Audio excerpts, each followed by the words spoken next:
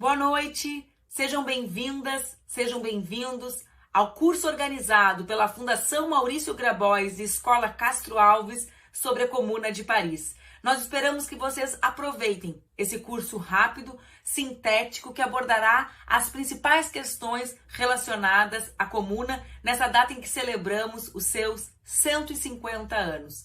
Esse curso é também uma forma de te aproximar da nova TV Grabois. A nova TV Grabois que estreou há 10 dias e tem um conteúdo diário. Nas segundas-feiras, a TV contará com a participação do professor Elias Jabbour, trazendo as principais polêmicas e assuntos que nos despertam atenção com relação à China, ao gigante chinês. Nas terças-feiras, Ana Maria Prestes contará para nós os principais fatos e circunstâncias que nos trazem até aqui na América Latina. A Ana também debaterá assuntos relacionados a gênero no Brasil e no mundo. Nas quartas-feiras, a deputada estadual Olívia Santana, deputada do PCdoB na Bahia, trará questões relacionadas à classe, raça e gênero. O Cabeça Feita tem a pretensão de contribuir com a nossa elaboração, com a interseccionalidade entre classe, raça e gênero para entendermos o Brasil e pensarmos no novo projeto de desenvolvimento nacional. Na quinta-feira, o professor Fábio Palácio abordará questões relacionadas à cultura e comunicação de massas. Já começamos debatendo pós-verdade e fake news. Também Fábio tem uma programação intensa, debatendo fascismo e os impactos disso na sociedade. Na sexta-feira, eu e Dani Balbi traremos as principais notícias relacionadas à semana do governo Bolsonaro. Um beijo, uma boa aula e não se esqueçam de seguir a TV Grabois, de apertar o sininho e de nos acompanhar nas outras redes. Muito obrigada!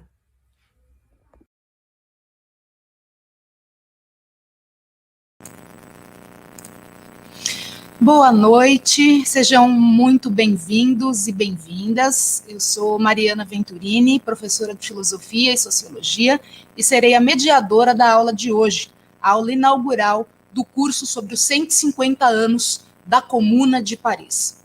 Esse curso joga a luz sobre um dos eventos mais importantes da história, mas que segue invisibilizado pela chamada história oficial. A Comuna de Paris foi a primeira experiência do proletariado no poder. Foi quando a classe trabalhadora governou a cidade de Paris por cerca de 70 dias e, com o poder nas mãos, iniciou a construção de uma sociedade justa e fraterna. Foram barbaramente reprimidos pelas classes dominantes quando estas retomaram o poder. Um banho de sangue nas ruas de Paris que jamais apagou o legado de esperança no futuro e na capacidade do proletariado de tomar os céus de assalto. 150 anos depois, é necessário revisitar essa rica experiência, exaltar seu heroísmo e examinar seus erros. Assim, prosseguir no enfrentamento desse sistema de exploração e opressão. A Escola Castro Alves, a União da Juventude Socialista e a Fundação Maurício Grabois estão juntas para a promoção do conhecimento científico sobre o desenvolvimento do capitalismo, sobre as lutas em defesa de uma nova sociedade socialista que promova o desenvolvimento econômico com a elevação no padrão de vida do povo, combatendo todas as formas de opressão. Convido a juventude que está assistindo a esse curso para conhecer e se filiar à União da Juventude Socialista, fortalecendo a luta em defesa do Brasil e da vida, conjugando o slogan vacina no braço, comida no prato, fora Bolsonaro. Na UJS, se fortalece a luta contra o machismo, o racismo e a LGBTQI-fobia. Convido também para conhecerem a Fundação Maurício Grabois, espaço fundamental para o debate das ideias avançadas, especialmente a TV Grabois no YouTube. No intervalo, vamos colocar na descrição desse vídeo, aqui embaixo na caixinha, uma lista de presença. Preenchendo pelo menos 2 das 3 aulas, você vai receber o certificado do curso.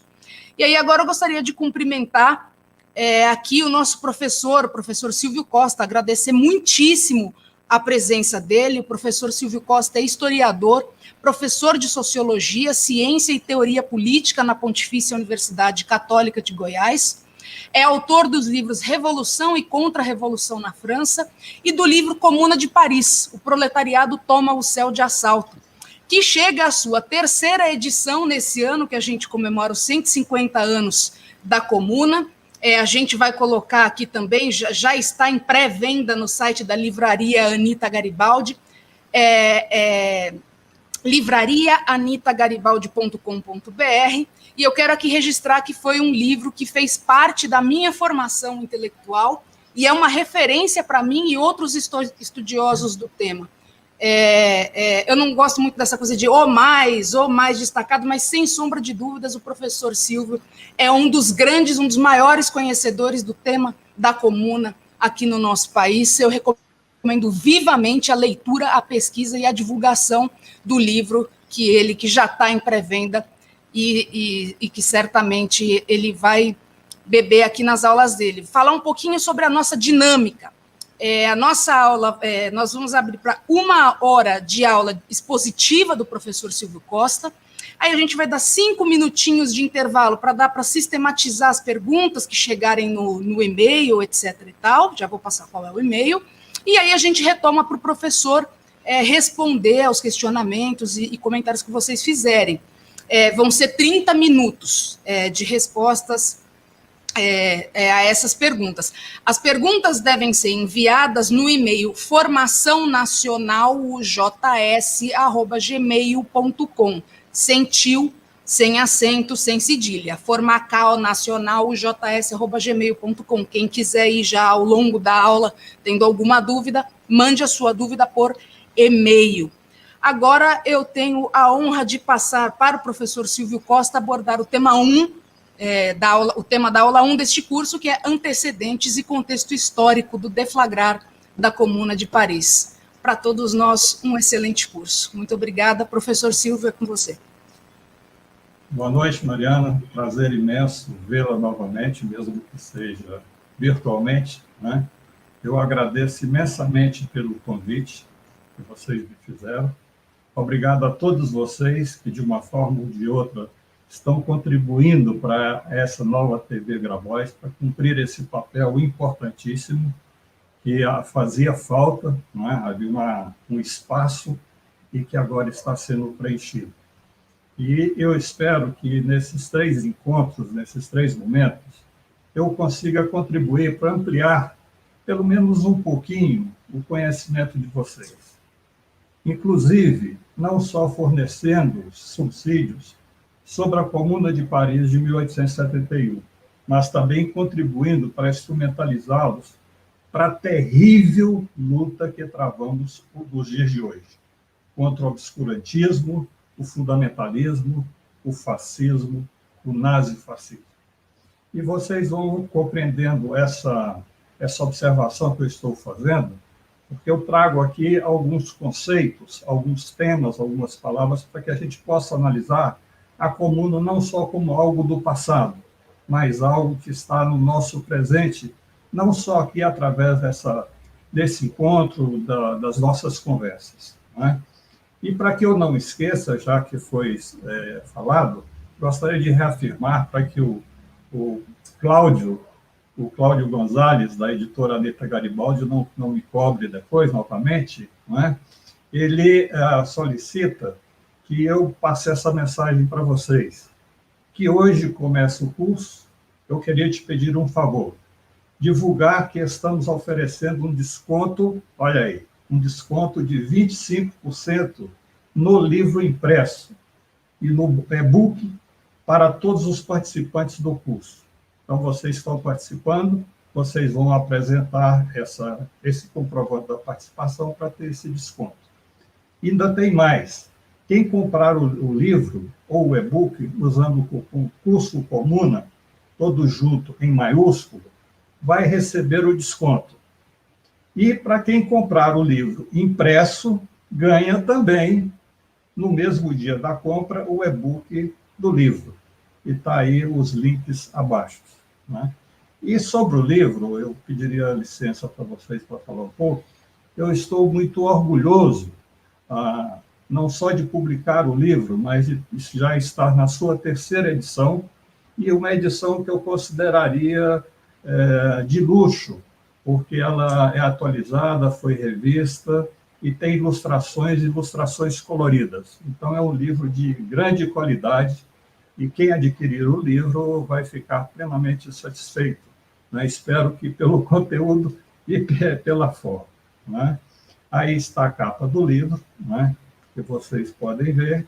E eu queria fazer um comentário aqui. É interessante que sempre que nós observamos alguma imagem, algum desenho sobre algum acontecimento na França, principalmente na França moderna, né, tem a figura feminina, né? E um famoso quadro, né, A Liberdade Guiando o Povo, né, do Delacroix, que é um quadro lindo, né, sempre tem presente a presença em destaque da mulher.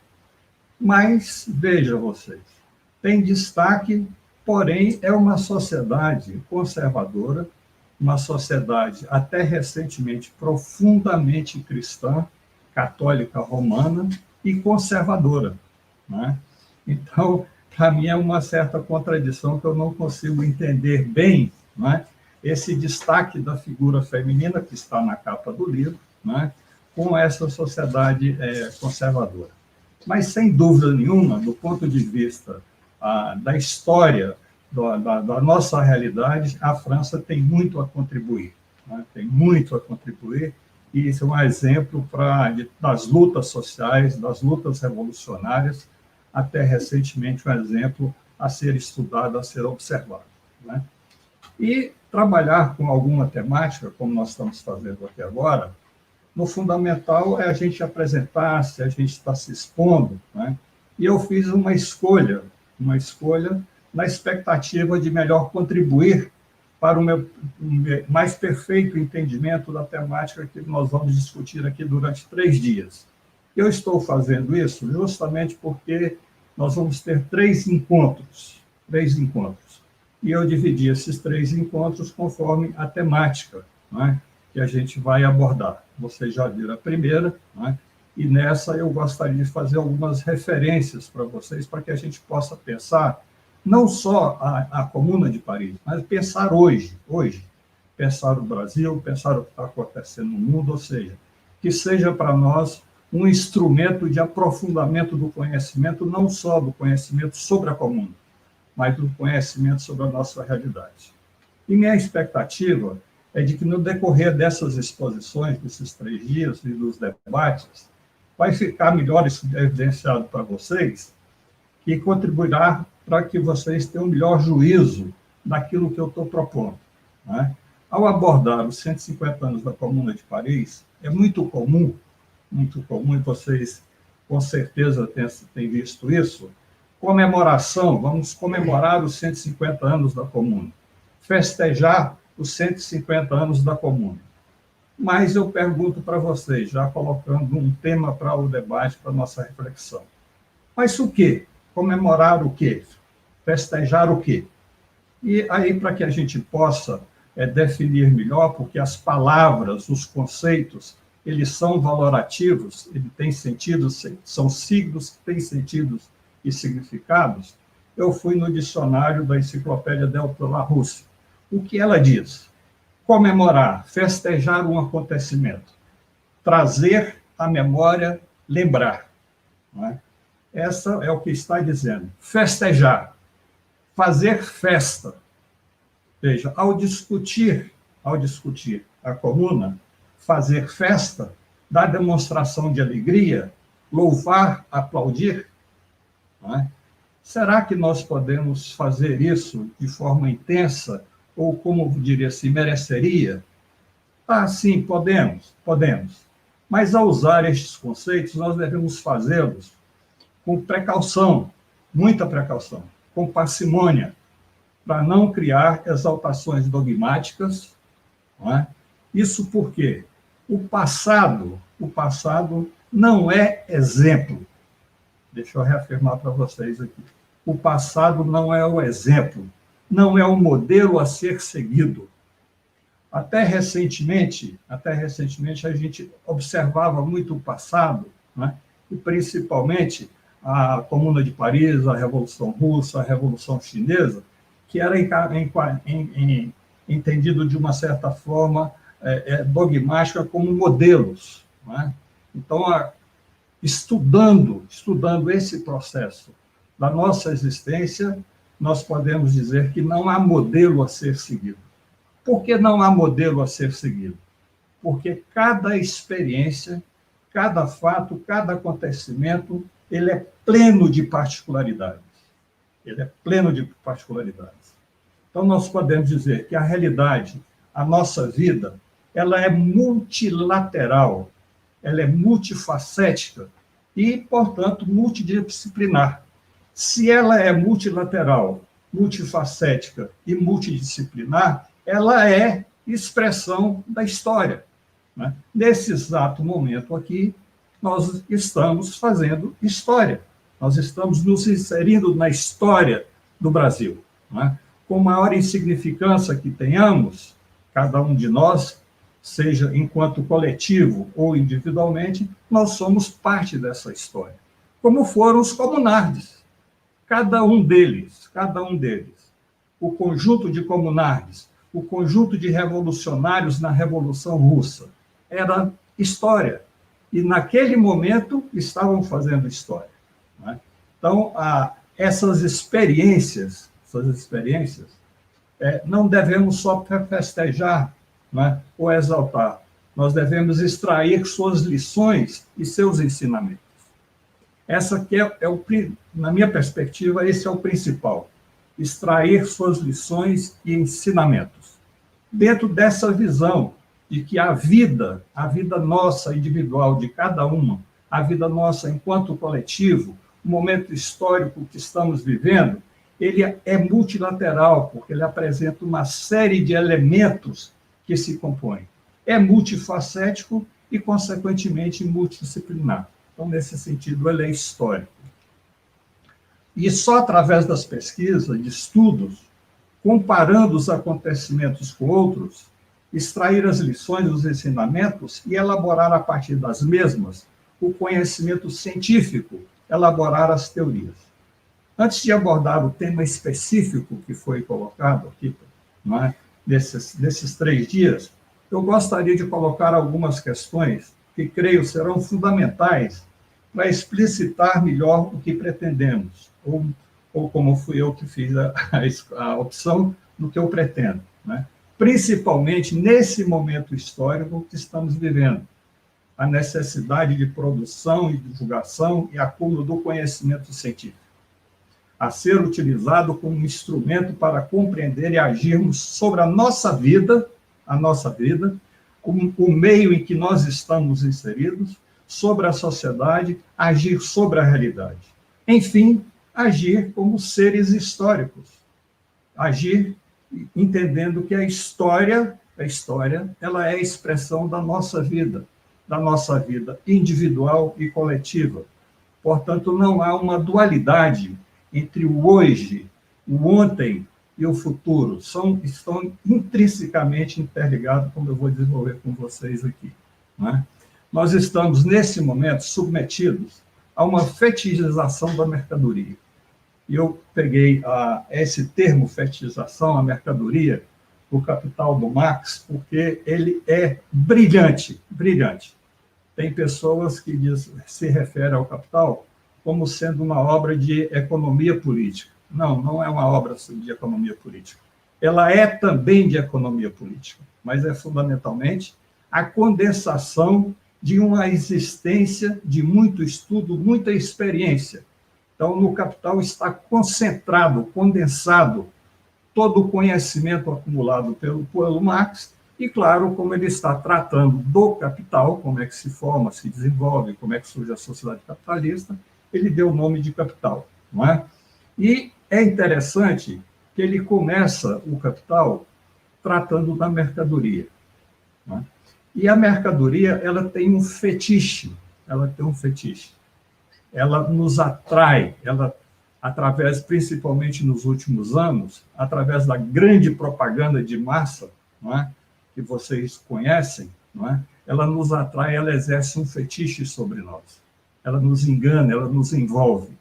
E veja, a mercadoria, num sentido material, que é aquilo que nós consumimos, aquilo que nós utilizamos, e imaterial, não é?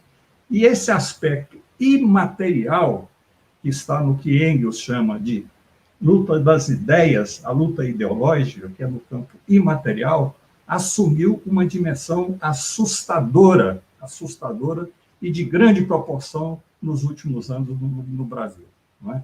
Então, essa fetichização da mercadoria em nosso cotidiano, em nossa vida, que nos leva a ver o mundo a partir de fetiches. Nós estamos submetidos à mercadoria enquanto um fantasma, um sentido fantasmagórico, resultante da produção destrutiva. Destrutiva, seja ao nível material e imaterial, e da fé. A fé em sentido amplo, naquilo que nós acreditamos, naquilo que nos leva a agir, e, inclusive, uma dimensão assustadora também, terrível no momento, que é a fé religiosa, que é a fetichização da fé religiosa. Não é? E, no caso do Brasil, da fetichização da figura de Cristo, que é utilizado para justificar esses exemplos aqui. Não é? Imagina cristão ou Cristo fazendo esse exemplo. Não é? Cristo promovendo o genocídio, não é? Sendo adepto de genocídio. Não é? Então, isso é resultado dessa fetichização da mercadoria imaterial. E a fé religiosa se transforma nessa mercadoria. Nós observamos que vivemos numa realidade, numa sociedade fortuita, passageira, onde tudo é rapidamente substituível. Vivemos no mundo do fetiche, do aparente, do superficial. Não somos o que somos, somos o que compramos. Aquilo que aparentamos, que consumimos, devemos ser eternos consumidores. E, claro, adeptos de uma determinada seita religiosa, de uma determinada fé. Claro que aí vocês conhecem várias posturas que tem aí dentro do cristianismo, não é? Que são extremamente conservadoras. Não é? Então, se nós estamos submetidos a esse fetiche da mercadoria, não é? A nossa vida ela é etérea, é formada por momentos, ela é passageira. Existimos a partir do que compramos. Compramos muitas inutilidades e sem significados. E daquilo que consumimos ou que não consumimos. Eu perguntaria para cada um de vocês que está me ouvindo, não é?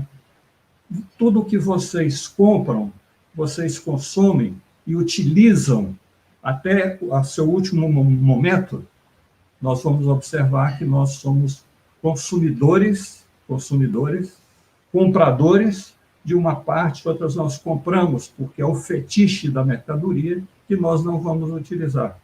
Vou pegar um exemplo que é muito evidente, não é? Que tem no Brasil hoje, segundo as estatísticas, um número maior, quase 1,5 da população, que é o chamado celular. Não é? E cada semestre, cada ano, tem novo celular é mais potente, mas quanta capacidade que o celular traz que nós utilizamos? Não é? Então, é o consumo, comprar, e grande parte não é? Nós não utilizamos. Não é? O mercado funciona dessa forma. A sociedade organizada em torno da mercadoria fetichizada, não é? Nos torna meros compradores. E nós valemos por aquilo que nós compramos. Não é? E se não podemos comprar à vista, compra crediário. Não é? Compra em 12 meses, 24 meses, não é? Que é uma forma de ir incentivando a compra da mercadoria. Né? Então, nós vejamos aqui, eu queria chamar a atenção de vocês para uma obra que, hoje, atualmente, ela está um pouco esquecida, mas eu chamaria a atenção de vocês que vale a pena relê-la, ler e reler, que é o Manifesto do Partido Comunista de Marx e Engels, que foi publicado em fevereiro de 1848.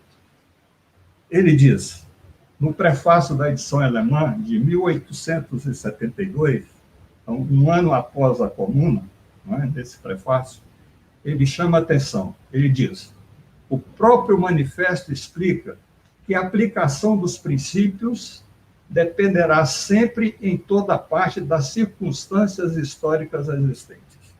Então, aquilo que eu estava dizendo para vocês, os exemplos históricos não são para ser só festejados, não é?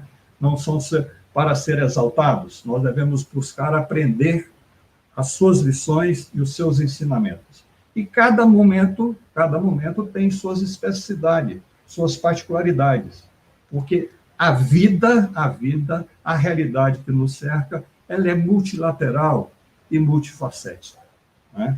Ou seja, tem várias dimensões, vários elementos que compõem essa realidade, a partir da minha existência enquanto indivíduo, da minha inserção social, da minha situação de classe, da minha posição de classe e de como eu me insiro nessa sociedade e nesse processo da luta ferrenha e terrível que nós estamos travando, né?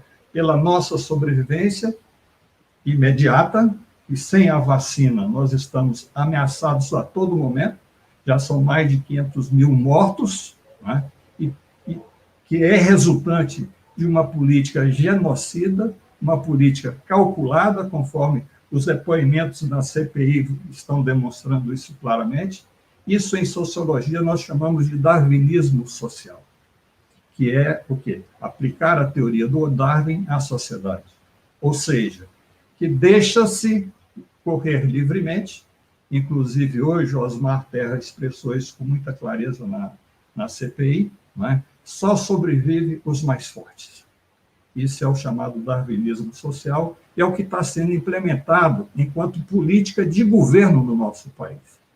E para sobrevivermos, nós temos que ter uma série de elementos, casa, comida, e etc., e saúde, né? Não está sendo ameaçado de ser afetado ou atingido em qualquer momento por um vírus, não é? Então, o que Marx está dizendo aqui no manifesto, ele é extremamente atual, não é só naquele momento. Então, o que eu estou chamando a atenção de vocês, o que eu vou tratar aqui, não é? Que são alguns conceitos, algumas palavras, é justamente para entender o passado, o presente e projetarmos a construção do futuro, não é? E, nesse sentido, a Comuna de Paris, ela é plena de lições e ensinamentos. Lições e ensinamentos que muitos deles, até hoje, não foi possível, nem de longe, aproximarmos ou conquistarmos, não é? Então, é nesse sentido que eu quero reafirmar para vocês. A aplicação dos princípios dependerá sempre e em toda parte das circunstâncias históricas existentes. Nós estamos, por exemplo, neste momento, num processo de luta contra o genocídio e articulações políticas, não é? Articulações políticas que podem nos levar a posições sectárias e dogmáticas, não é? E não a atingirmos os objetivos que queremos. No manifesto, ainda no próprio manifesto, Marx e Engels diz: a revolução contínua da produção, uma incessante comoção de todo o sistema social, uma agitação e uma insegurança constantes, distinguem a época burguesa de todas as anteriores. Veja, isso aqui em 1848. E hoje ainda isso é uma verdade. Todas as relações sociais estancadas e ferrugentas, com seu cotejo de concepções e ideias antigas e veneradas, dissolvem-se. Isso nós observamos no nosso cotidiano, não é? Uma dissolução constante, não é? O novo sempre se apresentando. E é o velho repetindo-se com nova roupagem, não é? As que substituem e envelhecem antes de se terem podido ossificar. Tudo que tinha solidez e permanência esfuma-se. Tudo que era sagrado é profanado. E os homens, finalmente, veem-se forçados a encarar as condições de existência e as suas relações recíprocas com os olhos desiludidos, enganados. Isso foi no período da Comuna de Paris, isso foi antes, isso se manifesta hoje, não é? Estamos aí enfrentando essa situação de fake news, de mentiras, etc. Não é? E, continuando aqui no manifesto, em vez das antigas necessidades satisfeitas com produtos nacionais, surgem necessidades novas, que reclamam para sua satisfação produtos das regiões e climas mais longínquos, ao que é a chamada internacionalização, mundialização, globalização. Em vez do antigo isolamento das regiões e nações, que se bastavam a si mesmas, estabelece-se um intercâmbio universal, uma interdependência universal entre as nações, que tinha sido interrompido com o período do Trump, agora está sendo retomada, porém, isso leva o quê? Leva a um acirramento da disputa entre as grandes potências. E isso refere-se tanto à produção material como à produção intelectual. A produção intelectual de uma nação converte-se em propriedade comum de todas, mas converte-se como mercadoria. Ou seja, a produção intelectual de uma nação converte-se em propriedade comum de todas. Comum de todas. Vejamos a discussão aí sobre a vacina. Há uma guerra ferrenha entre as grandes empresas produtoras da vacina, disputando o mercado, ao invés de se preocuparem em produzir em grande quantidade para salvar vidas. Então, essa produção intelectual ela passa a ser comum de todas, desde que seja como uma mercadoria que traz no seu bojo um fetiche. A burguesia, no seu processo, aglomerou a população, centralizou os meios de produção e concentrou a propriedade num pequeno número de mãos. Cada ano sai aí a lista, normalmente no final do ano, dos trilionários, dos bilionários e trilionários, que é um grupinho de pessoas. Então, cada ano, às vezes tem pessoas que ficam curiosas quem é o mais rico do mundo. Recentemente era Bill Gates, e veja, Bill Gates não tem nenhuma atividade na produção de mercadorias materiais. Produz uma parte, tem os instrumentos que produz, na área da tecnologia, porém, grande parte são imateriais. O Facebook, o Google, aqui, o que nós estamos conversando também, estamos dentro desse aspecto da relação entre o bem material e os bens imateriais. E nesse período da Comuna, em 1871, ou a partir do século XVIII, há um processo crescente de aglomeração, de crescimento das grandes cidades. E Paris se torna um grande centro urbano. Quando a Comuna de Paris, Paris era chamada da Cidade-Luz, uma grande concentração urbana. E depois nós vamos especificar aonde essas concentrações urbanas elas são organizadas conforme as classes sociais, conforme o poder aquisitivo daqueles que têm e controlam o capital. Ao mesmo tempo, ao lado das riquezas imensas, das riquezas incalculáveis, privou grandes parcelas significativas e crescentes do acesso ao mínimo necessário à subsistência. A fome se generaliza e, em alguns momentos, torna-se assustadora e dizima milhões de seres humanos, excluídos do acesso à parcela mínima das riquezas produzidas. Nesse processo da Comuna, antecedendo um pouco a Comuna, e naquele momento da Comuna de Paris, se manifesta a aglomeração urbana e a fome que generaliza, que é um motivo também, é um elemento que incentiva a revolta, a insurreição contra a situação existente. Então, veja, para analisar a Comuna de Paris de forma multilateral e multifacética, nós temos que buscar os elementos que compõem aquela realidade, que compõem ela enquanto fator histórico, enquanto passado, enquanto presente naquele momento. E quais eram as lições que nós estávamos buscando e que ela estava nos dando ali naquele momento, quais são os ensinamentos. Então, como eu já estava falando para vocês do Capital, aí fica uma pergunta para vocês, para que a gente possa debater. Será porque Marx começa o Capital, o capítulo 1º do Capital é sobre a mercadoria. Não é? Então, veja, tem aí um pensamento filosófico, pensamento econômico, sociológico, é multilateral, é multifacético. Não é? E ele, após discorrer sobre o duplo caráter do trabalho útil, como único, o trabalho é o único que cria valor, um valor de uso e um valor de troca. Ele chama atenção para o caráter assumido pela mercadoria.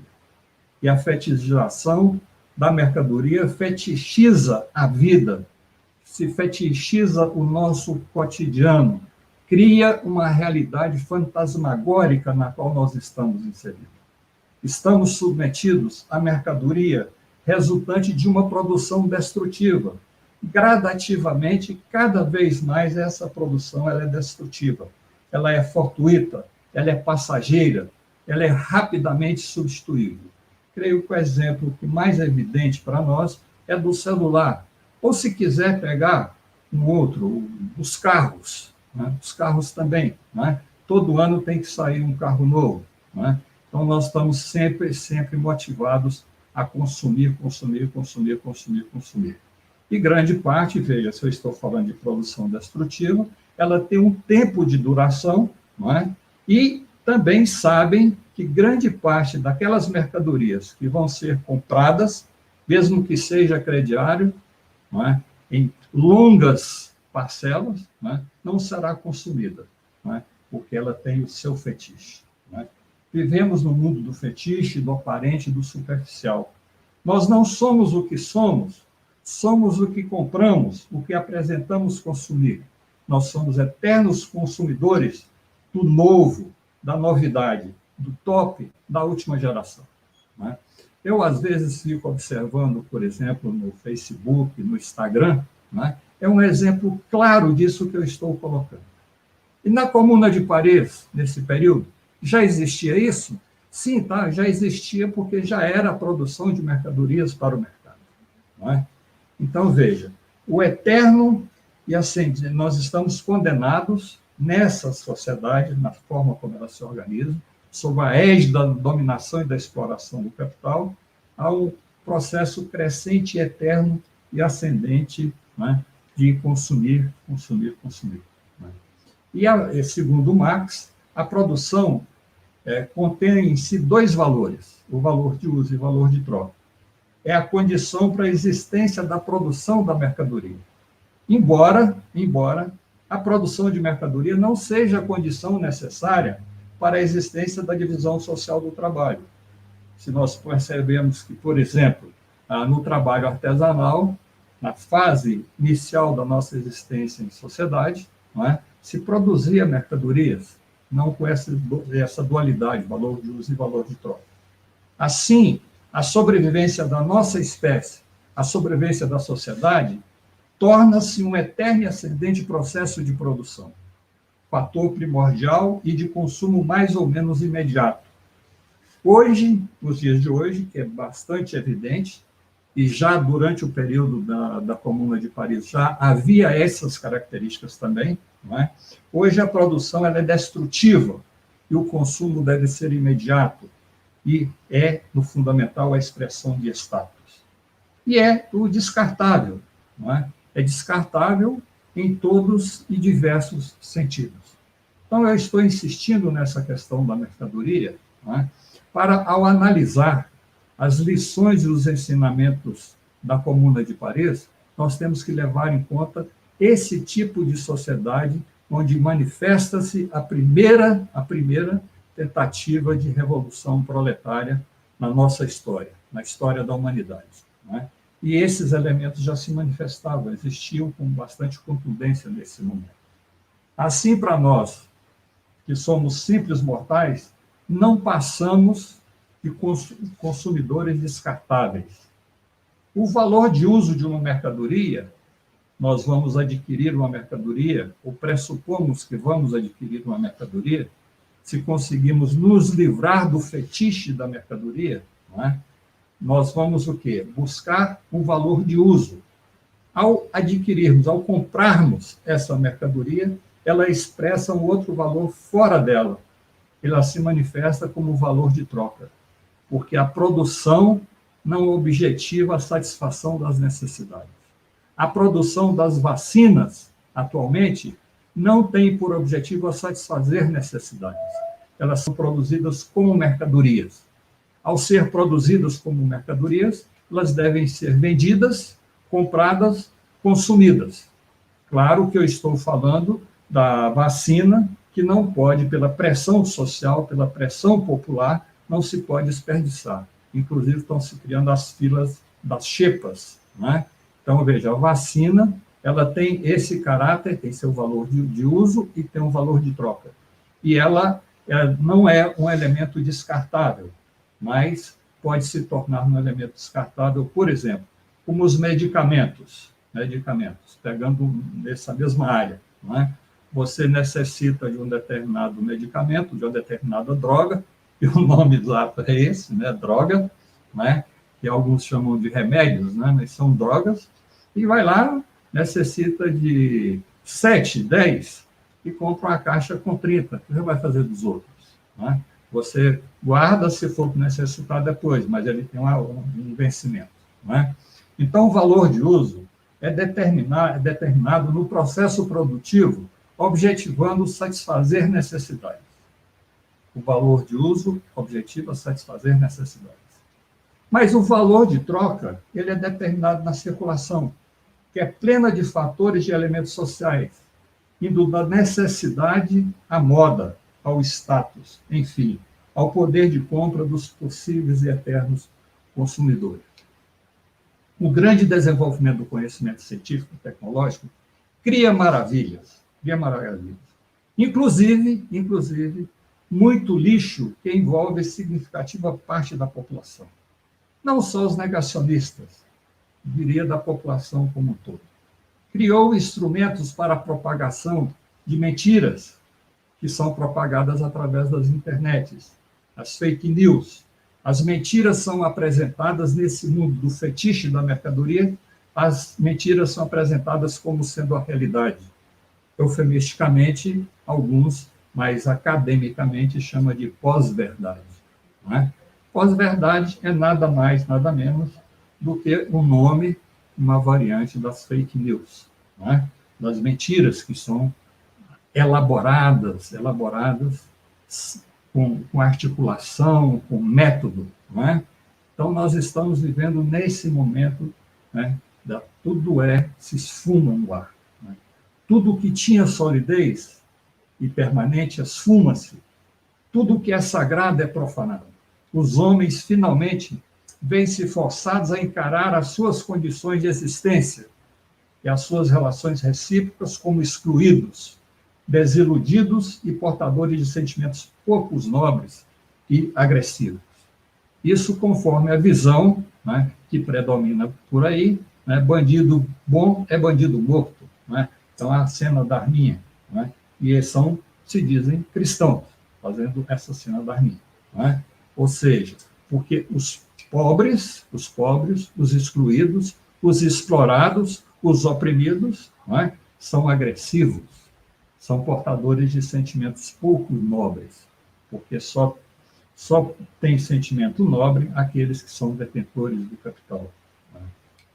A burguesia aglomerou a população, centralizou os meios de produção e concentrou a propriedade num pequeno número de mãos, de grandes magnatas, muito superiores a diversos países.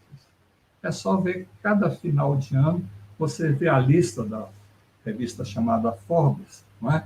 Você vê ali alguns que têm mais poderio, maior riqueza do que várias nações.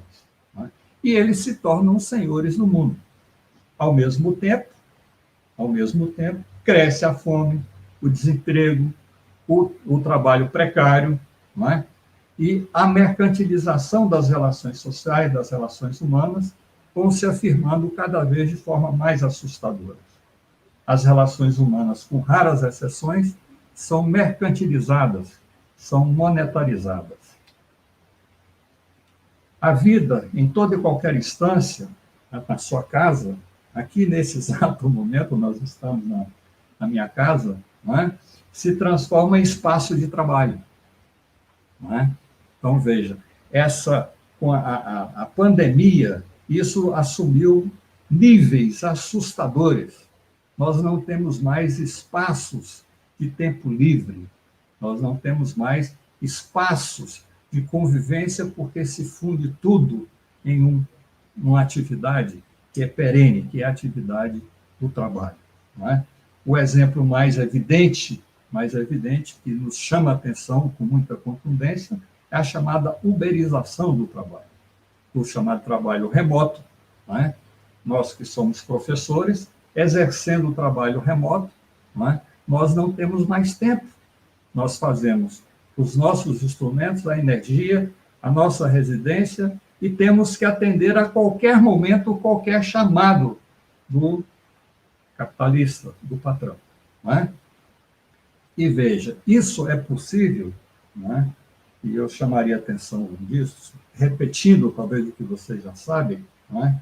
Que nós estamos cronometrados através dos algoritmos, que invadem e controlam completamente as nossas vidas. Há uma série de exemplos que eu poderia apresentar para vocês da função e do papel que o algoritmo desempenha na nossa vida, mas creio que vocês talvez saibam muito mais do que eu. Não é? Então, para ganhar tempo, eu só chamaria a atenção de que a nossa vida hoje, todas as nossas atividades, estão controladas por algoritmos. Né? E muitos acham interessante, são adeptos de que o algoritmo controla.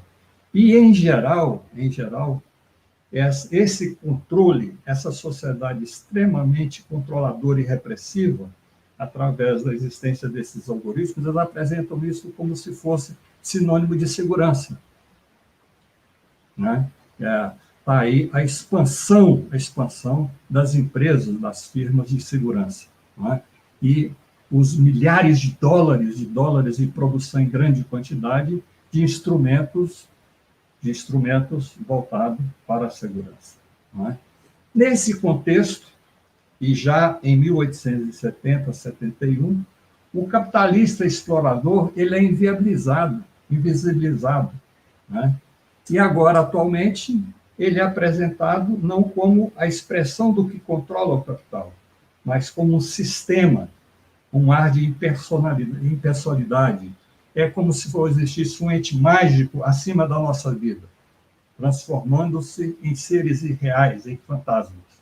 Quantas vezes nós fomos em uma repartição qualquer e, de repente, teve problema na internet?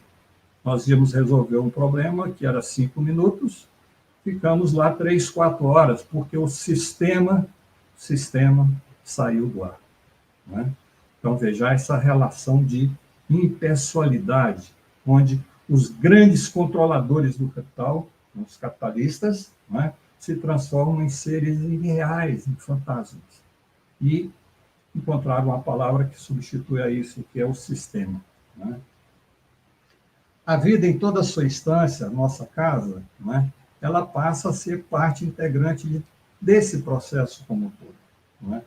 Mas aí eu coloco para vocês, né, uma outra pergunta, né, e ela já tem alguns indicadores aqui. Como enfrentar essa situação e ser vitoriosos? Como combater essa política destrutiva, né, essa política genocida que estão nos impondo? Né, né? Marx, no Manifesto Comunista, ele diz: qual a posição dos comunistas, dos democratas sinceros, em relação ao conjunto dos proletários? Eu diria, em conjunto dos proletários, em conjunto da maioria oprimida e explorada da população. Não é? Os comunistas, aqueles democratas sinceros, não formam um partido distinto e oposto aos outros partidos operários, aos outros partidos que se colocam no campo democrático. Não tem interesse algum que não seja o interesse do conjunto do proletariado, e eu estenderia mais, ao conjunto dos explorados e oprimidos. Não é?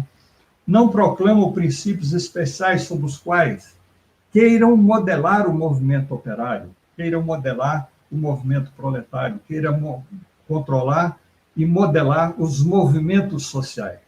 que esses movimentos têm sua dinâmica própria, não é? Tem suas reivindicações, tem sua vida própria, dentro dessa multilateralidade e multifacética que é a realidade, não é? Os comunistas só se distinguem dos outros partidos operários em dois pontos.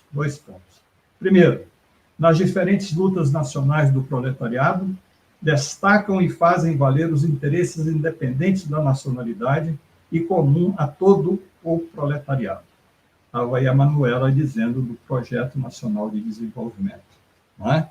Então, veja, esse projeto ele tem que contemplar essa multilateralidade, ser multifacético, né? Segunda característica, nas diferentes fases, porque passa a luta entre proletários e burgueses, representam sempre os interesses do movimento no seu conjunto, dos explorados e dos oprimidos. Nesse sentido, os comunistas, os democratas, podem resumir sua teoria a esta forma: abolição da propriedade privada, acrescenta-se, do capital em suas diversas manifestações, que não é nada mais do que uma força social institucionalizada, legalizada através de um conjunto de leis e assegurada pela força armadas, pelas forças militares. E veja, o que é o capital? O que é a propriedade? A propriedade é uma criação social que é institucionalizada. E para que esse fantasma que é o capital, né, que é a propriedade, para assegurá-lo é necessário leis. Para que essas leis se façam valer e sejam respeitadas, é necessário todo um aparato repressivo, é necessário forças armadas, é necessário forças militares. Não está aí todo momento ameaçando, olha, não chia muito, não fazem muito protesto, não saia muito à rua, porque senão nós vamos o quê? Botar os militares nas ruas, não é? Então, veja, no fundamental, quem detém o poder real e que assegura o poder real do capital, que é uma instituição, um conjunto de leis, é a força armada, é a força das armas. Não é? E aí, nesse sentido, nós podemos colocar também aqui uma pergunta, não é? O que propõe a Comuna de Paris em 1871 frente a esse contexto que eu estou situando para vocês? Tá? Primeiro decreto da Comuna foi a abolição do exército profissional, do exército regular. Veja, a primeiro decreto. E claro que eles sabiam qual era o papel que o exército desempenhava naquele tipo de sociedade, que é uma sociedade burguesa, baseada na exploração e na opressão. Né? E veja, nesse sentido, grande parte da internet, das redes sociais, do mundo virtual, né, criam maravilhas que produzem muito lixo, não é? E vocês observam, produzem maravilhas, mas também muito lixo, é espaço de fake news, de mentiras, de propagação. Não é? Então, nesse sentido, nós estamos aproveitando nesse exato momento os aspectos maravilhosos que a internet, que essas inovações científicas e tecnológicas nos permite agora estar aqui nos encontrando e nos comunicando. Não é? É o conhecimento científico, não é qualquer conhecimento, como, por exemplo, o senso comum. O senso comum são aqueles que apoiam, não é? Essa cena da arminha, não é? Que apoiam o genocídio, que apoiam a aplicação de uma política de darwinismo social. Não é? É o conhecimento científico. É este conhecimento que nos permite entender, explicar e agir sobre a realidade, transformando-a. E quando eu falo de realidade, eu estou pensando na sua multilateralidade, nas suas múltiplas dimensões. Nós, enquanto indivíduos, não o individualista, não está só, nós não existimos só. Não existimos enquanto indivíduo, mas somos produtos e seres sociais. Nós nos realizamos dentro desta sociabilidade. Nós somos resultantes, somos produtos da vida social da sociabilidade e só existimos e podemos nos realizar dentro desta sociabilidade. E adquirindo um conhecimento, acumulando um conhecimento científico, nós assumimos uma posição frente à realidade que nós vivenciamos. E essa posição, claro, que é uma posição de buscar condições de vida melhor, uma vida mais digna, mais justa, uma sociedade mais fraterna e mais igualitária. A realidade, a vida, o indivíduo, enquanto dotados de historicidade, nós somos dotados de historicidade, né? Em seus diversos níveis e manifestações, só existem suas dimensões multifacéticas e multilaterais. Eu insisto nessas duas palavrinhas, dois conceitos, multifacéticas e multilaterais, porque não podemos ver só de um aspecto, nós temos que ter um conhecimento científico que nos permite abarcar esse mundo que está em movimento, esse planeta, esse universo, e nós inseridos nesse universo, nesse processo de transformação e de mudança. O pressuposto, o ponto de partida, é de que todo conhecimento, mesmo aquele conhecimento de senso comum, desde que seja dotado de bom senso, é a diferença de senso comum e bom senso, tem senso comum que não tem bom senso, não é? A elaboração teórica e científica possui uma dimensão pragmática, que se volta para a procura de respostas às questões colocadas para cada um de nós, inseridos, vinculados e determinados em cada momento histórico. O conhecimento científico é vital para a nossa vida, para conquistarmos nossos interesses e objetivos, enquanto indivíduo, enquanto seres dotados de socialidade, para alterá-la e transformá-la. Nesse sentido, os acontecimentos históricos não são somente algo do passado, algo distante, que, veja, nós estamos falando aqui de 150 anos da Comuna de Paris, mas manifestam-se nas questões atuais que vivenciamos. A história não é só passado, é presente, resultante do passado, com as suas múltiplas determinações, e, ao mesmo tempo, estamos conhecendo o passado, estamos vivenciando o momento para construir o futuro. Então, nesse processo, nós temos passado, presente e construção imediata do futuro. Não é? Começamos aqui, tem o quê? Meia hora. Não é? Meia hora já é passado, estamos aqui no presente, objetivando que a construção daquilo que podemos fazer com o que nós estamos conversando aqui na nossa vida, na nossa ação prática cotidiana. Né? Ao fazer essa confissão, eu tenho ao meu favor um motivo que eu considero nobre, né? Que é pensar a história enquanto ação humana, como resultado do processo de transformação da natureza, da luta entre as classes, que esse é um elemento fundamental e determinante da nossa existência nesse tipo de sociedade. Enfim, da intervenção humana na produção de suas condições existenciais de vida, condições materiais e imateriais, mas produzimos a história em condições determinadas, não ao nosso bel prazer, como expressão da vontade de um ou de outro, mas sim como parte integrante de um processo que envolve cada indivíduo inserido nesta sociabilidade e na posição que ele assume frente ao processo da luta de classes, que é aquilo que marca a nossa sociedade. As mudanças, as transformações, as revoluções são manifestações de um processo de revolução e contra-revolução. Né? Até recentemente, eu pessoalmente faço uma autocrítica, entendi um pouco a revolução como se fosse um determinado exato momento. Né?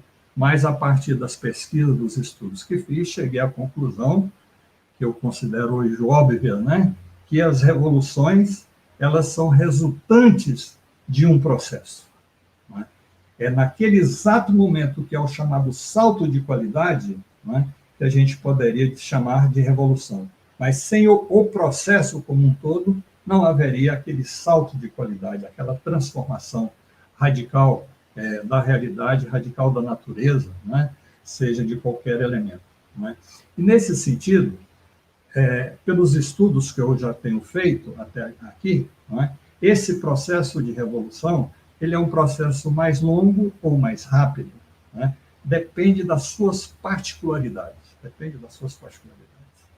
E aqui eu queria chamar a atenção de vocês, antecedendo a chamada Revolução Burguesa na França, que vai resultar posteriormente na Comuna de Paris, tem 2 acontecimentos revolucionários de grande importância. E eu não vou me deter sobre eles, mas vou chamar a atenção de vocês. Primeiro, primeira grande revolução burguesa, que eu chamaria de revolução aristocrático-burguesa, ocorre na Inglaterra. Por que aristocrático-burguesa? Porque vocês já estudaram, sabem, que há um processo de aristocratização da burguesia e de aburguesamento da nobreza, não é? Que é uma revolução de grande um processo, não é? É um processo que dura ali 40, 50 anos, não é? Onde há revolução e contra-revolução. Quando se fala em revolução burguesa na Inglaterra, se fala da Revolução Gloriosa. A revolução chamada Revolução Gloriosa, ele é um ponto final de um processo que inicia antes, mas tem seus marcos mais evidentes em 1640, não é? E é interessante que na Inglaterra, não é? Quer dizer, quando há o processo revolucionário, chega um determinado momento em que o rei é feito justiça ao rei, não é? Decapitado, não é? E elege aquele que era o grande líder, que era o Cromwell, não é? Esse Cromwell vai se perpetuando no poder e acaba que passa a ser hereditário, não é? Passa a ser hereditário. Só que o seu filho assume, mas não tem condições de governar. Não tem condições de governar. E aí o que? É um processo de restauração monárquica, de tentativa de restauração do absolutismo, não é? E a solução encontrada, não é? Foi o quê? Foi buscar uma composição entre a nobreza e a burguesia, não é? Para o quê? Para criar um sistema parlamentar que existe na Inglaterra até hoje. Essa revolução aristocrático-burguesa foi fundamental para o início da chamada Revolução Industrial, que vocês já estudaram e conhecem também, não é? Outra logo depois que ocorre, que é a luta de independência, não é? Das 13 colônias da América do Norte, não é? Que também poderíamos dizer que é um processo revolucionário, não é? Se quisermos colocar datas para nos situarmos, não é? Ela vai de 1763, quando os colonos, quando a aristocracia daquelas 13 colônias se revoltam com a condição subalterna que era imposta pela Inglaterra a eles, não é? Que eram produtores e fornecedores de matérias-primas, não é? Então, essa independência, ou chamada Revolução, 4 de julho é comemorado com grande estardalhaço até hoje, não é? Que é esse momento do chamado nascimento dos Estados Unidos da América do Norte, não é? Que deixa de ser um mero fornecedor de matérias-primas para o processo de revolução industrial na Inglaterra, não é?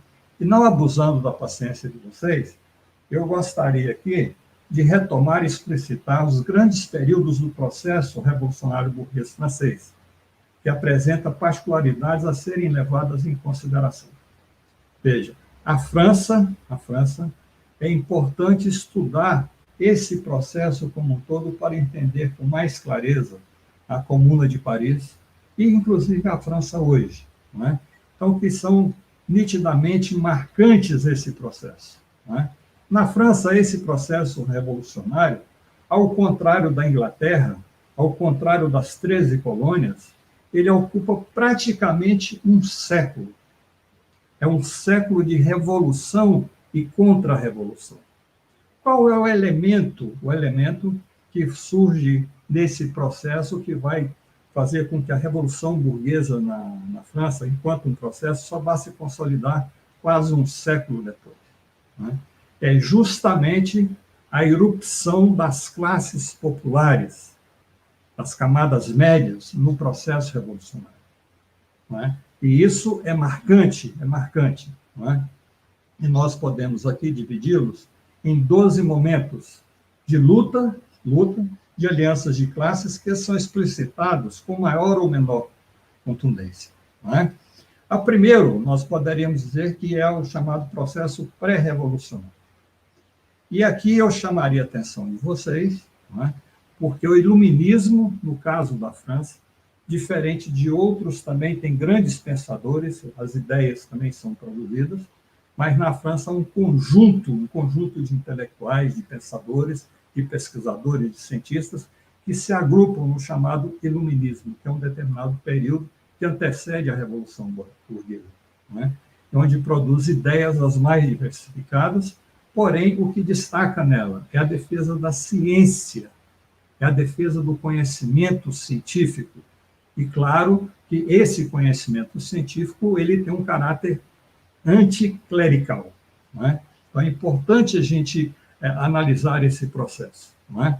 E, claro, que neste é um momento de uma crise estrutural econômica, política, social, de miséria crescente na França, e o fato da França ter apoiado a independência das 13 colônias, inclusive financiado a luta de independência das 13 colônias, é um dos motivos dessa crise estrutural pela qual a França estava vivenciando. Então, esse momento pré-revolucionário, né, que leva, pelas pressões, pela crise profunda existente, à convocação, eleição e a composição dos Estados Gerais. Né? Esses Estados Gerais se instalam. Né? E os Estados Gerais, vocês sabem, são 3 estados. O primeiro estado é a igreja, o segundo a nobreza e o terceiro o povo. Né? Ele chamava o povo. Né? E cada estado desse tinha direito a um voto. Né? Então, claro, que as reivindicações do terceiro estado esbarravam inevitavelmente no interesse dos dois. Então, o terceiro estado sempre perdia. Só que, por esse processo de crise como um conjunto, não é, começa a haver o que? Uma disenção, não é? Uma disenção, começa a haver um esfacelamento do primeiro e do segundo estado. Não é? Que, ao instalar esses estados gerais, as discussões, os debates, a resistência do primeiro e do segundo estado leva o quê? Leva à queda da Bastilha. Alguns historiadores dizem que ali é o momento da Revolução Burguesa na França, mas temos que entender o antecedente. Não é? Um terceiro momento, a queda da Bastilha, que é em julho de 1789, que permite a irrupção, o surgimento das classes populares no processo histórico. Não é? E é fundamental essa irrupção, essa participação, não é? Que leva o quê? A formação, a composição de um sistema monárquico constitucional, que é em setembro de 1791 que há a aprovação de uma Constituição. Não é? O quarto compreende o período entre a Assembleia e a Convenção Nacional, sobre essa monarquia constitucional, em setembro de 1791, denominado o momento dos girondinos, que eram setores conservadores da burguesia e da nobreza, que formavam um partido, não é? Um partido que é denominado os girondinos. E claro que nesse processo de crise, a tentativa do rei de fugir, não é? Os nobres estavam fugindo da França, e o rei tenta fugir da França e é pego, cercado pela população, aí a importante presença e participação popular, como vai ter nos outros processos também das revoluções e contra-revoluções na França, o leva a Paris novamente. Né? E isso que permite a ascensão dos jacobinos. O rei é guilhotinado, a família real é guilhotinada, né? E é proclamada a Primeira República. Esse é um elemento de grande importância. É a ideia da república. E não é qualquer república, é uma república que tenha conteúdo e caráter social. Né? Um sexto momento, que é devido ao esforço de guerra dirigido e coordenado pelos jacobinos, morre grande parte dos jacobinos. Outros, inclusive, por se envolverem em processo de corrupção, são guilhotinados, né? Como Danton, por exemplo, famoso. Não é? Mas o que? Morrem os melhores filhos da França, morrem na frente de batalha para defender a França contra os exércitos monarquistas e conservadores, absolutistas. Não é? Aí permite o quê? Uma contra-revolução chamada Termidoriana, que vai de julho de 1794 a novembro de 1799. Aí veja um outro momento interessante e importante na França, não é? Que inicia-se com um golpe de Estado do 18 de Brumário, não é? de Bonaparte, e que se estabelece um consulado. O consulado, depois, por um golpe, o próprio Napoleão, se transforma em Primeiro Império, conhecido na história aí como Império Napoleônico, que vai de dezembro de 1799 a abril de 1814, depois ele volta de novo e termina em junho de 1815, e a reação dos absolutistas, os monarcas absolutistas, passam a dominar a Europa como um todo. Né? E o oitavo período, que começa em 1814 e 15, ele vai até 1848. E esse pode ser dividido em dois períodos. Um que vai até 1930, né, quando há uma tentativa de restabelecimento do absolutismo, há um golpe que também alguns chamam de Revolução de 1830, não é? Que, no fundamental, é um golpe de Estado, que leva ao poder Luís Felipe, que é considerado chamado de rei burguês, que governa até 1848. Uma curiosidade, ele é chamado rei burguês porque ele não usava a coroa real, ele usava a cartola, porque ele era ligado aos setores bancários, muito rico, né? Era um banqueiro, era um rei aburguesado, que vai até 1848. No nono período, desse período da restauração, que vai até 1848, 1848, sim, aí há um processo revolucionário, né, onde se proclama a Segunda República. Essa Segunda República e o vazio de poder que se cria permite o surgimento do proletariado com sua identidade própria, não é, na luta política. Já não era mais aqueles que estavam dirigindo o populacho que leva à queda da Bastilha, não era aqueles que iam para as ruas manifestar-se reivindicando alimentação, melhores condições de existência. Em 1848, chamado por Hobsbawm, a primavera dos povos, surge o proletariado com sua identidade própria. Claro que muito tênue, muito inicial, mas é um fato marcante. Né? Só que esse vazio de poder permite que Luís Bonaparte dê um novo golpe de Estado, também denominado 18 de Brumário, que proclama o Segundo Império, em final de 1851, 1852.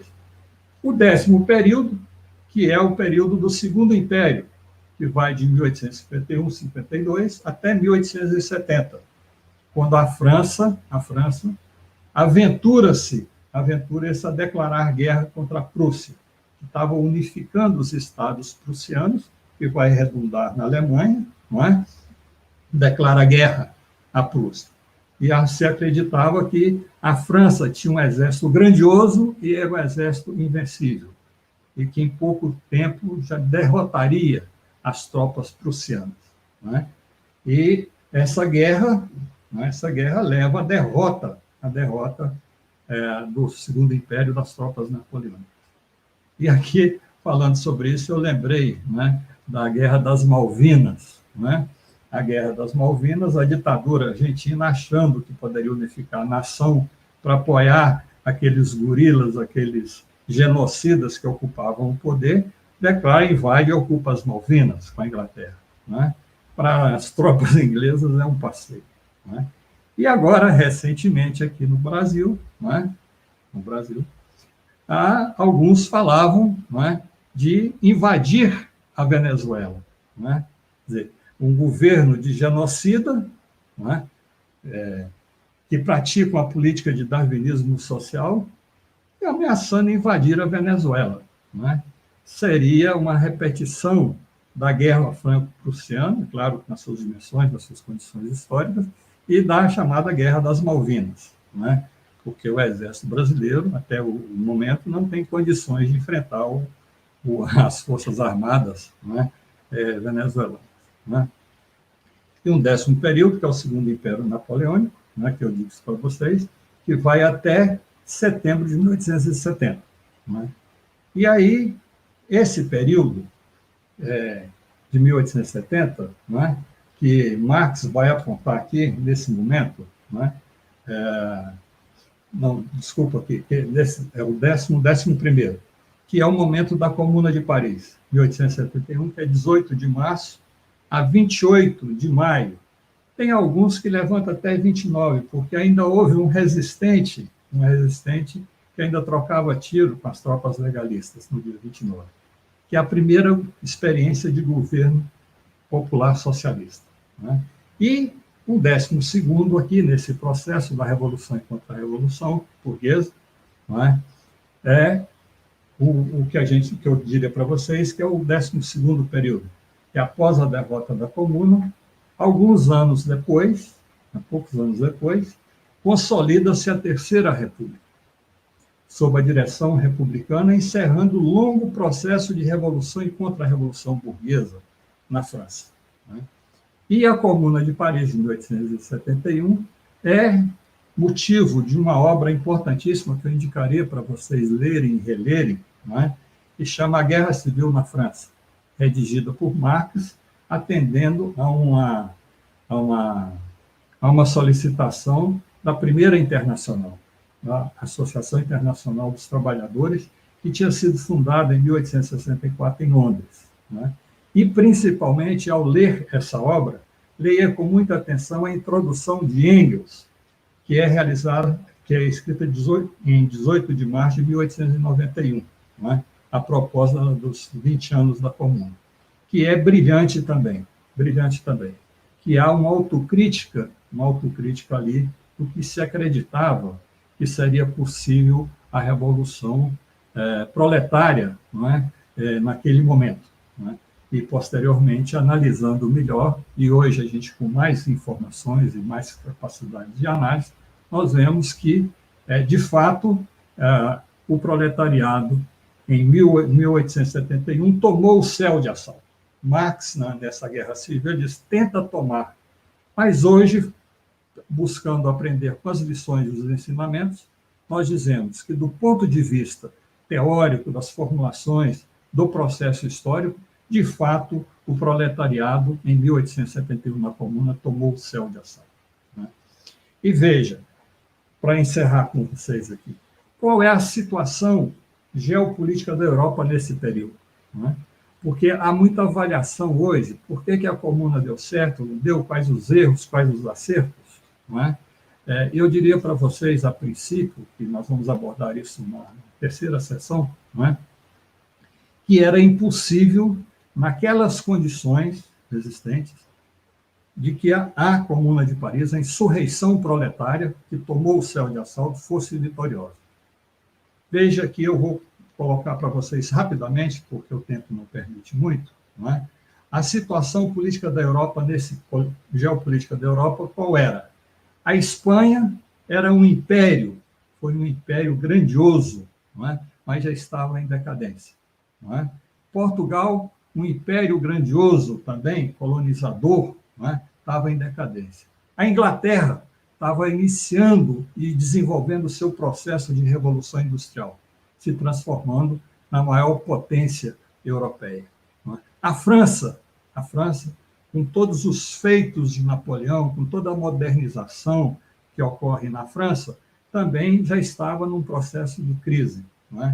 E, naquele momento, estavam ocorrendo fatos importantes, 2 fatos importantes que eu chamo a atenção para vocês, que é a unificação italiana, que é 1861 que se concretiza, e já surge como uma potência naquele contexto da Europa. E outro grande acontecimento, grande fato histórico nesse contexto geopolítico, é a unificação dos estados prussianos do norte, que depois unifica com o sul, que forma a Alemanha. E só uma curiosidade para vocês. Os franceses tiveram que assistir e submeter a coroação do imperador da Alemanha, do Kaiser, em Versalhes. em função da derrota e da submissão que se colocaram frente à Prússia. Né? E esse contexto, todos esses fatos, têm algumas consequências imediatas. Eu chamaria a atenção de duas. Né? Imediatas que, do ponto de vista histórico, 50 anos, 60 anos é um curto período. Né? E como essa situação geopolítica que vai se configurando e que se configura na Europa, né? O que vai gerar posteriormente? A Primeira Guerra Mundial. E Marx, na terceira carta, na terceira manifesto da Guerra Civil na França, ele já indica isso, não é? Que não tinha pacificado, tinha criado novos elementos. E esses novos elementos será a deflagração da Primeira Guerra Mundial.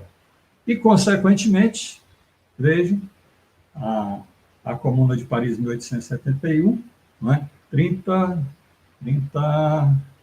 46 anos depois, a Revolução Russa. Não é? Então, vocês percebam que a história não é só passado, ela é presente, vai se construir o futuro. E, para não deixar de em branco aqui, eu gostaria de comentar o expansionismo continental na América do Norte, que vai redundar na formação dos Estados Unidos, das 13 colônias. Não é?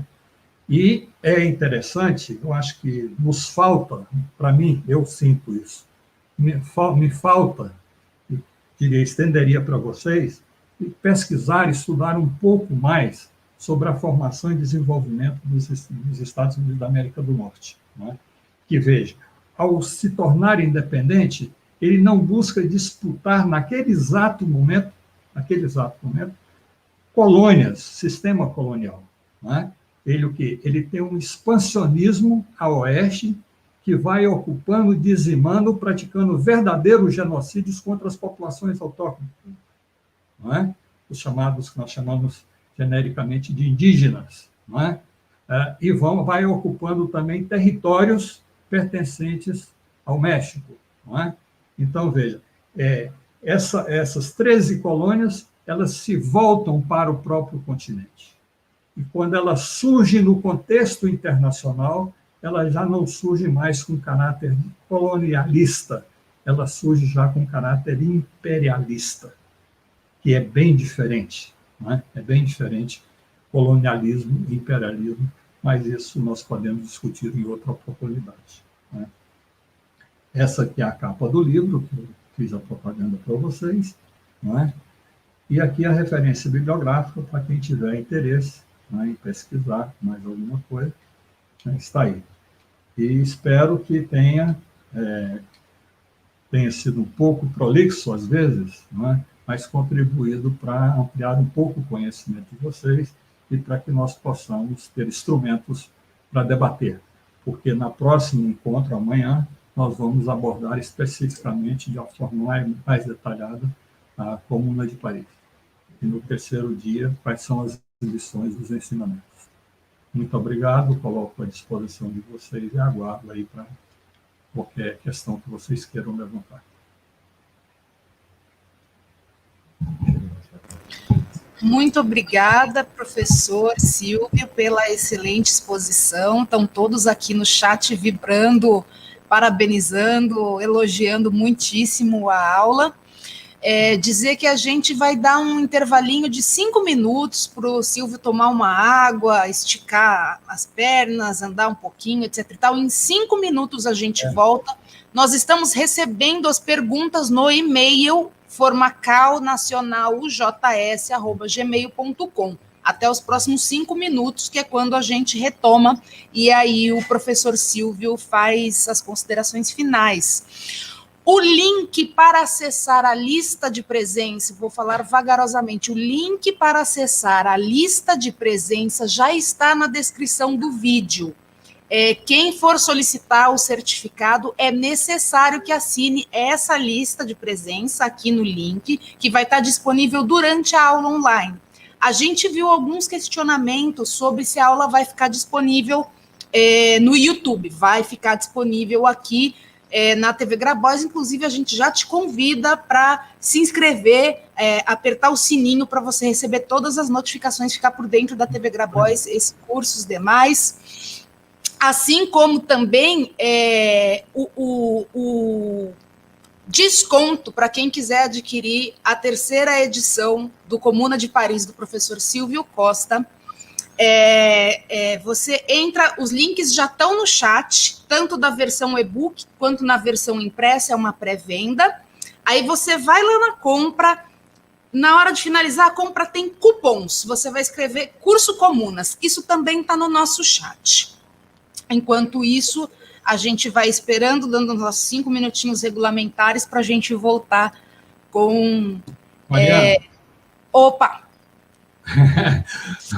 Um minutinho. Queria assim que, para mim, é motivo de muito orgulho estar aqui com vocês, não é?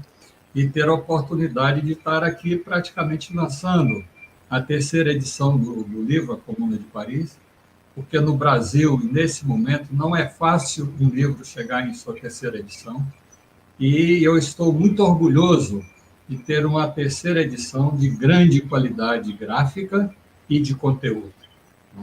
E eu agradeço a todos vocês que têm contribuído com esse processo. Imagina, professor, nós que agradecemos. Esse livro é uma beleza, tenho certeza que... Eu estou ansiosa pela 3ª edição, eu estou vendo a capa bonita aqui na xícara, e é uma beleza de livro, acho que é uma das maiores obras que a gente tem aqui no Brasil sobre a Comuna de Paris. A primeira edição acho que é de 98, né, professor? 98, 99. Isso. E certamente agora nos 150 anos vai jogar um papel imenso para a gente não só resgatar o que foi a história da Comuna, mas exatamente para revisitar criticamente, como você fez toda a sua aula, para a gente compreender os fenômenos políticos de agora, da luta de classes agora, né?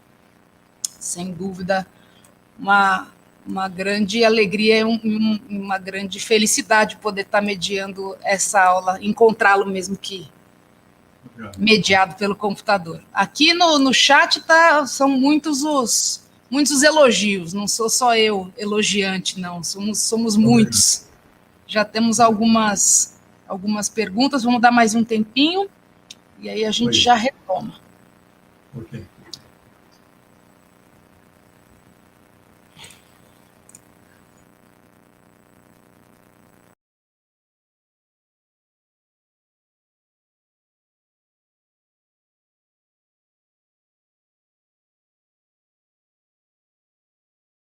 Ei, eu queria falar com você que se identifica com as ideias da esquerda. Você já pensou em aprofundar os seus conhecimentos? Pois eu tenho uma novidade para você. Está no ar o portal da Escola Castro Alves.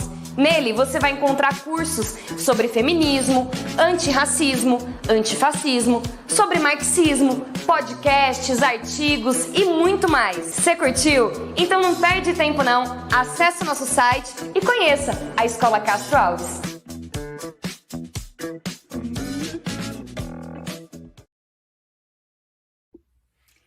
Boa noite, sejam bem-vindas, sejam bem-vindos ao curso organizado pela Fundação Maurício Grabois e Escola Castro Alves sobre a Comuna de Paris. Nós esperamos que vocês aproveitem esse curso rápido, sintético, que abordará as principais questões relacionadas à Comuna nessa data em que celebramos os seus 150 anos.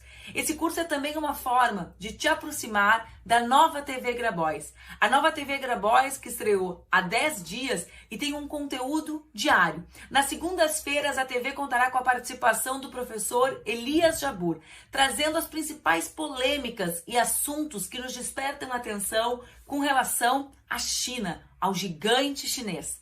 Nas terças-feiras, Ana Maria Prestes contará para nós os principais fatos e circunstâncias que nos trazem até aqui na América Latina. A Ana também debaterá assuntos relacionados a gênero no Brasil e no mundo. Nas quartas-feiras, a deputada estadual Olívia Santana, deputada do PCdoB na Bahia, trará questões relacionadas à classe, raça e gênero. O Cabeça Feita tem a pretensão de contribuir com a nossa elaboração, com a interseccionalidade entre classe, raça e gênero para entendermos o Brasil e pensarmos no novo projeto de desenvolvimento nacional. Na quinta-feira, o professor Fábio Palácio abordará questões relacionadas à cultura e comunicação de massas. Já começamos debatendo pós-verdade e fake news. Também Fábio tem uma programação intensa, debatendo fascismo e os impactos disso na sociedade. Na sexta-feira, eu e Dani Balbi traremos as principais notícias relacionadas à semana do governo Bolsonaro. Um beijo, uma boa aula e não se esqueçam de seguir a TV Grabois, de apertar o sininho e de nos acompanhar nas outras redes. Muito obrigada!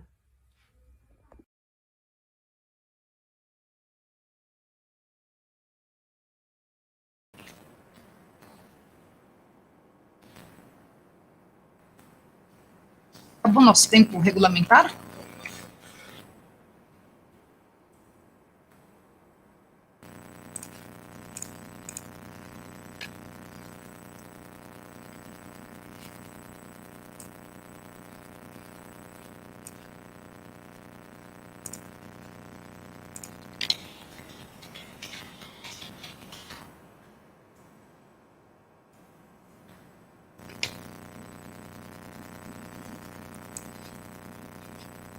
Agora, com a Isabela aqui, a gente pode voltar para ter certeza que todo mundo vai entender o que foi perguntado e o que vai ser respondido. Né, Isabela?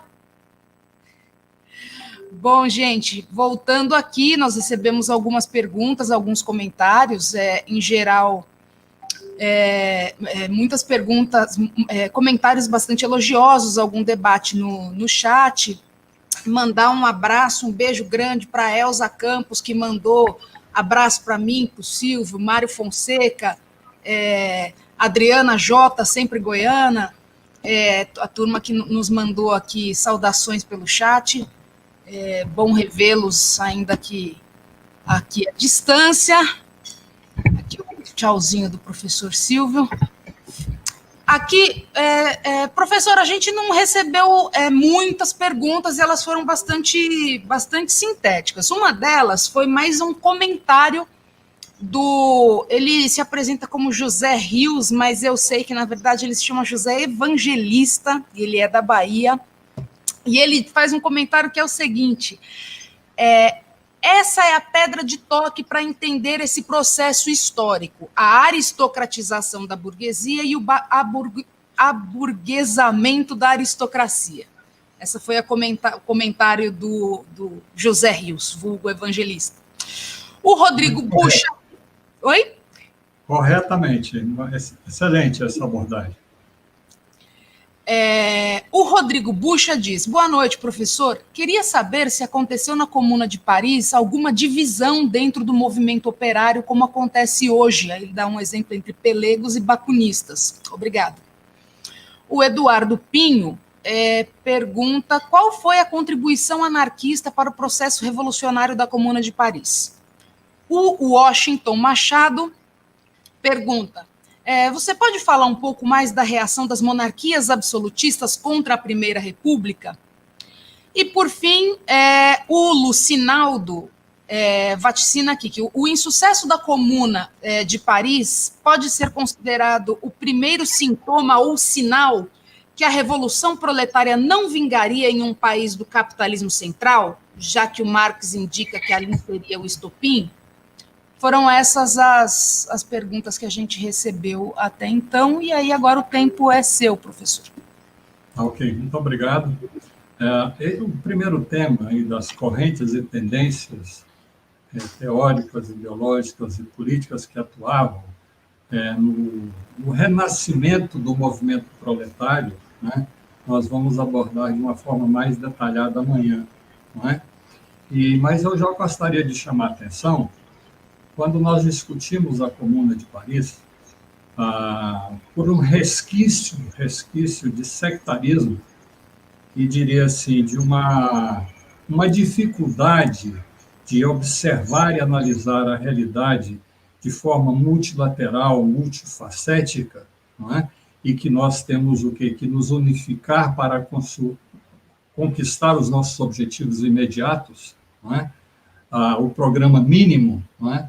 Se fica muito nessa discussão quem é que teve mais influência, quem é que dirigiu mais, quem é que deu a direção.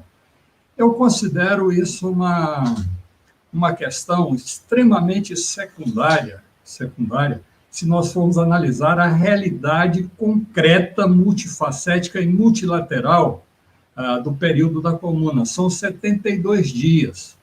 72 dias onde várias tendências e grupos políticos atuam procurando responder às necessidades daquele mundo.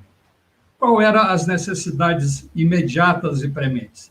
Primeiro, de sobrevivência, alimentação. Não é? É um período de frio, de neve muito intensa. Não é? Então, esses são elementos primordiais colocados ali. E, ao mesmo tempo, enfrentar o inimigo, as tropas francesas da reação na frente de batalha. Não é? Então, nesse enfrentamento, destacam-se marxistas, bakuninistas, anarquistas, prudonistas, democratas, não é? Então, me parece que é uma discussão vazia e secundária de querer atribuir uma paternidade ao comando da Comuna de Paris. Ela manifesta-se nas suas particularidades, com as suas características específicas, num determinado momento histórico, que envolve uma série de reações, inclusive emocionais, reações de busca de sobrevivência. Não é? Então, todos esses elementos é que levam à erupção, levam à revolta popular, que se dá no dia 18 de março. Não é? Mas eu vou abordar isso de forma mais detalhada amanhã. Não é? Agora, outra questão é que era possível, naquele exato momento, naquele contexto que eu, inclusive, coloquei para vocês no final aqui, a situação geopolítica, sair vitoriosa uma revolução em Paris, porque, infelizmente, há uma tentativa também de sublevar outras cidades, Lyon, Marseille, não é? Porém, não obtém sucesso. Por quê? Porque não havia um movimento social, um movimento sindical, um movimento político articulado e organizado nacionalmente. Não é? Então, faz com que a insurreição fique restrita a Paris. Não é? E, claro, que se a gente começar aqui a pensar, e às vezes a gente cai num debate desse, eu diria assim, eu fico atento para não cair nisso, não é? No se. Não é?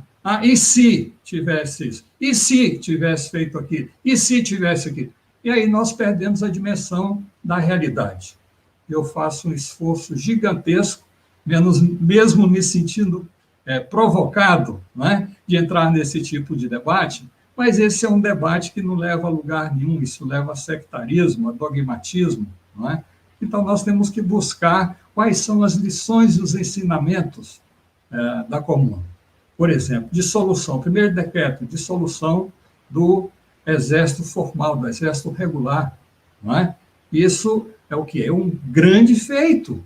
Por quê? Porque se entende que a manutenção daquela sociedade burguesa estava fundamentada e se assentava em militares, em forças armadas organizadas. Não é? E amanhã eu vou abordar isso, disciplinadas cegamente. Inclusive não se utiliza as tropas regulares de Paris, as tropas para reprimir, para dizimar, assassinar, fuzilar comunardes, vêm do interior, de outras regiões, que são mantidas de forma isoladas, não é? E dizia eles que eles iam combater criminosos e assassinos. Daí eu coloquei a questão da luta ideológica, da luta das ideias, não é? Das fake news hoje. Não é? Aquele momento havia fake news, não é? Havia mentiras, não é? Havia pós-verdades, não é? Que era o que? Era a forma de tentar isolar os comunardes que eram apoiados pela grande parte da população de Paris. Não é? Então, eu assim, não vou responder satisfatoriamente a essa questão, não é? De quem é que dirigiu. Não, era uma frente de batalha, era um momento em que se buscava resistir, sobreviver, né? Sobreviver e garantir as condições mínimas e a possibilidade de tentar construir uma sociedade mais justa, mais fraterna e mais igualitária. Mas, infelizmente, a realidade é essa, não é? Se você for analisar a outra revolução de maior potência, né, potencial, a Revolução Russa, são outros parâmetros. A Revolução Chinesa, né, ou a Revolução Cubana, a Revolução Vietnamita, né, cada uma tem suas particularidades, suas características específicas. Então, eu insisto aqui, nós temos que analisar na sua multilateralidade, nas suas múltiplas faces, na sua dimensão, nas condições históricas. E isso eu fiz questão de trazer aqui para nós, não é? A afirmação de Marx e Engels, não é? Que cada princípio, cada proposta, ela tem que ser analisada no seu contexto específico, porque se não somos terraplanistas, não é? Nós sabemos que o mundo, o universo está em movimento, em transformação constante, não é? Aquilo que aparenta ser hoje pode não ser amanhã. Então, o conhecimento científico é aquilo que nos permite entender essas nuances e essas particularidades de cada momento. Vou pegar um exemplo para vocês a título de provocação, não é? Quer dizer, se naquele momento, veja aqui, né? Se para tentar melhor expor meu raciocínio, tivessem lá os bakuninistas, os marxistas, os prudanistas, não é? Os blanquistas guerreando entre si, lutando entre si, não é? A comuna nem teria sido deflagrada, não é? Se não existisse, inclusive, mulheres guerreiras, que no dia 18 de março foram as que foram para a frente das tropas para impedir que tirasse os canhões e as armas que estavam no Morro de Montmartre, não é? Então, são as questões específicas que a gente deve ficar, na minha opinião, hoje, não é? Talvez alguns anos atrás eu entrava nesse tipo de debate. Agora, hoje, eu fico com muita precaução, não é? Para buscar entender a realidade e tirar os seus ensinamentos e as suas lições. Não sei se consegui responder. Conseguiu sim, professor. Bom, então, se não há mais nada a falarmos hoje, só então agradecer ao professor Silvio Costa por essa primeira aula, essa aula inaugural, belíssima para a gente retomar os 150 anos da Comuna de Paris. Agradecer muitíssimo aos intérpretes, a Isabela e a Aliciane, que possibilitaram que esse curso, esse conteúdo fosse acessível a todas e a todos. Agradecer a todos que nos acompanharam até aqui, dizer que as aulas ficarão disponíveis aqui na TV Grabois, que tem um conteúdo excelente. Inscrevam-se, ativem o sininho para vocês ficarem antenados com tudo que aparece de novo na TV Grabois, e a gente retoma amanhã. Não será comigo, aí eu vou estar na plateia, serei aluna amanhã, mas amanhã às 19 horas com a segunda aula do nosso curso sobre os 150 anos da Comuna de Paris, com o nosso professor Silvio Costa. Muito obrigada a todos, uma boa noite, até amanhã. Muito obrigado a vocês, um abraço fraternal e socialista a todos vocês. E continuamos na luta que haveremos de vencer. Ei, eu queria falar com você que se identifica com as ideias da esquerda. Você já pensou em aprofundar os seus conhecimentos? Pois eu tenho uma novidade para você. Está no ar o portal da Escola Castro Alves. Nele você vai encontrar cursos sobre feminismo, antirracismo, antifascismo, sobre marxismo, podcasts, artigos e muito mais. Você curtiu? Então não perde tempo não. Acesse o nosso site e conheça a Escola Castro Alves.